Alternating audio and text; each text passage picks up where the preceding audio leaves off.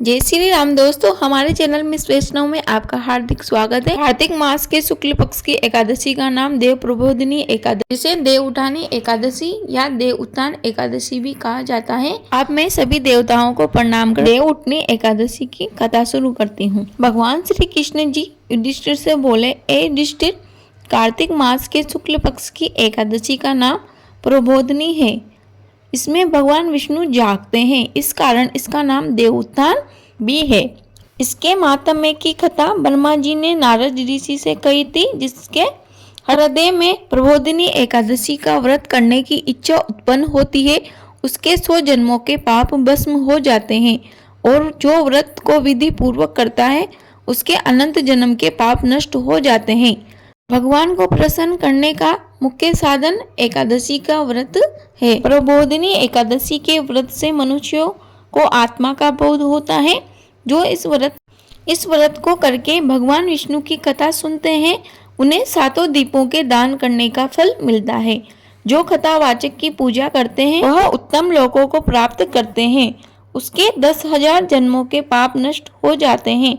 जो पुरुष कार्तिक में वृंदा यानी तुलसी माता के दर्शन करते हैं वह 1000 युग एक वैकुंठ में निवास करते हैं। जो तुलसी का पेड़ लगाते हैं उनके वंश में कोई निसंतान नहीं होता।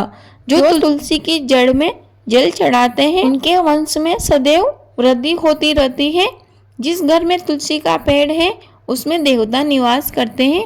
सदा यमराज के दूत वहाँ स्वप्न में भी नहीं विचरते। जो मनुष्य तुलसी वृक्ष के पास श्रद्धा से दीप जलाते हैं उनके हृदय में दिव्य चक्षु का प्रकाश होता है। जो शालिग्राम की चरणोदिक में तुलसी मिलाकर पीते हैं उनके निकट अकाल मृत्यु नहीं आती, सभी प्रकार की बीमारियां नष्ट हो जाती है। अगले जन्म में भी उसे किसी प्रकार की बीमारी प्राप्त नहीं होती है।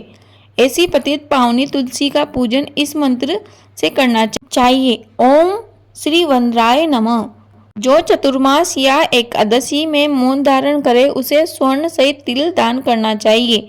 कार्तिक मास या चतुर्मास में नमक का त्याग करते हैं उन्हें शक्कर यानी चीनी का दान करना चाहिए। कार्तिक माह के शुक्ल पक्ष की एकादशी से पूर्णिमा तिथि तक देव स्थानों में दीपक जलाने से यह माह पुण्य प्राप्त होता है। देव उठनी एकादशी का माहात्म्य सुनने से अनेक गोदान का फल प्राप्त होता है। दोस्तों, कार्तिक माहात्म्य के 31वें अध्याय में भी देव प्रबोधिनी एकादशी का माहात्म्य दिया गया है, जिसका हम श्रवण करते हैं।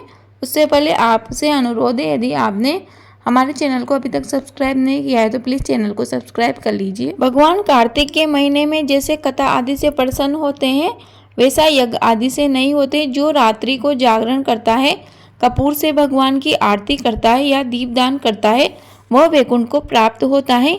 दही, दूध, घी और जल से भगवान को स्नान कराता है वह मुक्ति को प्राप्त होता है। जागरण के समय वस्त्र दान अथवा आभूषण दान करता है उसको विष्णु लोक की प्राप्ति होती है।